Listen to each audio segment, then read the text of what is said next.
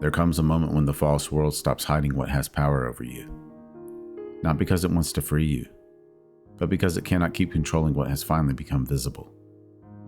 The attachment, the fear, the old wound, the need for approval, the identity you keep protecting, the person you can't release, the outcome you keep clinging to. It rises to the surface and reveals the final chain. And at first, it feels heavy.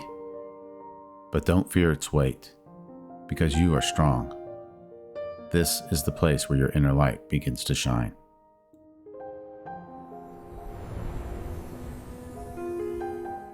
The last chain is rarely obvious. It doesn't always look like a prison. Sometimes it looks like loyalty. Sometimes it looks like love. Sometimes it looks like the version of yourself you built to survive. That is why it can hold on to you for so long. You don't call it bondage when you still believe it's part of you. The false world understands this. It doesn't need to own your whole being. It only needs one place where your consciousness still turns away from the light. One fear, one wound, one craving, one story you keep returning to. And through that opening, it keeps hijacking your attention. And where your attention goes, your energy flows, and a chain of attachment is formed. But the chain is not part of your soul. The chain is not part of your essence. The chain is not the truth of who you are. It is only a place where your light has become entangled with the illusion. If this transmission is resonating with you, like this video and subscribe to the channel. This work is for the ones who are remembering what the false world can never truly own. This is the deeper gnosis of what is being revealed. The false world shows you where your light has been trapped, because that is the exact place where your power is ready to return. It doesn't show you the chain because you are failing. It shows you the chain because you are no longer asleep enough to ignore it. A sleeping soul can be controlled, but an awakening soul begins to feel the pressure of everything that is false. The old patterns become louder. The attachments become heavier. The people who once pulled your energy start feeling more obvious. The ambitions that once gave you identity start feeling empty. The wounds you thought were buried begin speaking up again. This is not regression. This is exposure. And exposure is the beginning of the release. Because the chain survives through unconsciousness. It needs you to react. It needs you to identify with the attachment. It needs you to say, "This is me," before you realize, "This is something moving through me." That small shift is enormous, because the moment you can see the chain, you are no longer bound by it in the same way. You may still feel it. You may still feel its weight. You may still be tempted to obey the old pull, but something within you has stepped back. Something within you is watching, and the watcher will set you free. The last chain often feels personal because it is tied to the place where you once gave your power away and called it survival. Maybe you gave your light to someone who could not see it.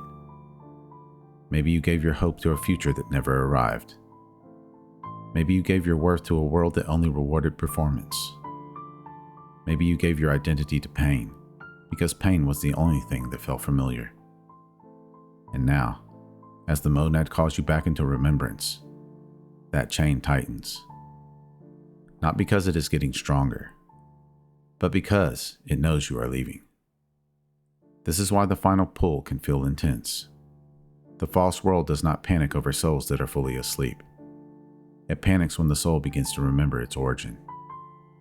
The monad does not break the last chain through force, though. It breaks it through truth. The monad does not wrestle with the illusion. It reveals what the illusion cannot survive. The chain says, "You need this to be safe."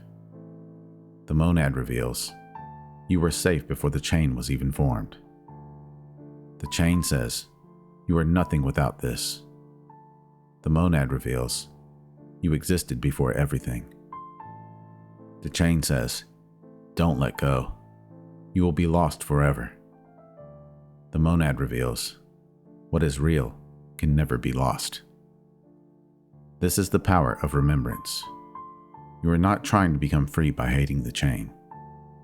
You are becoming free by recognizing that the chain was by your own design. It was a distortion of your light. And when the light returns to its origin, the distortion begins to dissolve.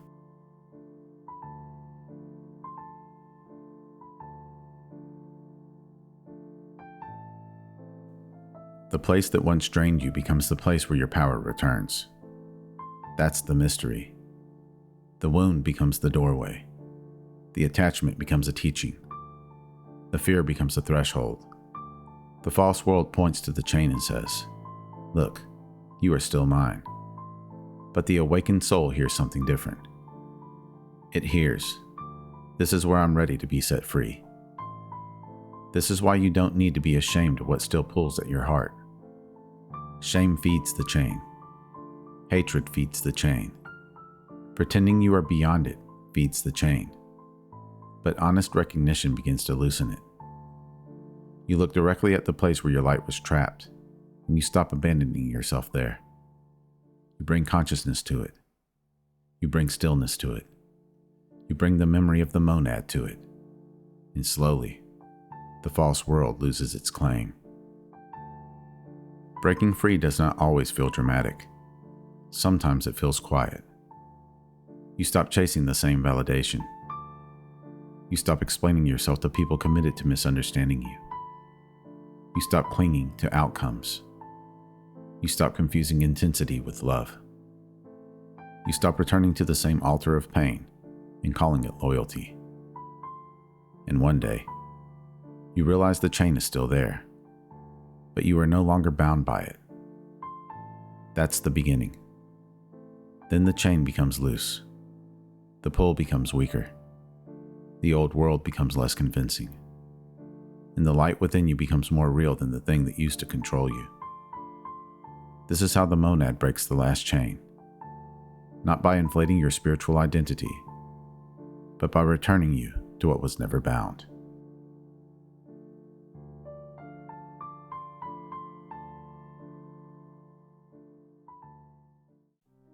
If this transmission resonated with you, like this video, subscribe to the channel, and share it with someone who may be starting to see through the illusion, but doesn't yet have the words for it. Comment below, what chain are you ready to let dissolve? Your comments help build this field of remembrance, so others who arrive here know they are not alone on the path. And if you feel called to support the channel more directly, there are a few ways to do so. You can leave a super thanks on this video. Buy me a coffee at buymeacoffee.com/magnumopus333. Or you can visit the Magnum Opus 333 store on Teespring. The links are in the description below. And if you want to go deeper with this work, consider becoming a channel member. Memberships help sustain these transmissions and supports the creation of deeper monad-centered content for those who feel called to this path. Remember, your consciousness is the key that unlocks reality. Let's keep unlocking it together. Thank you for watching. Until next time.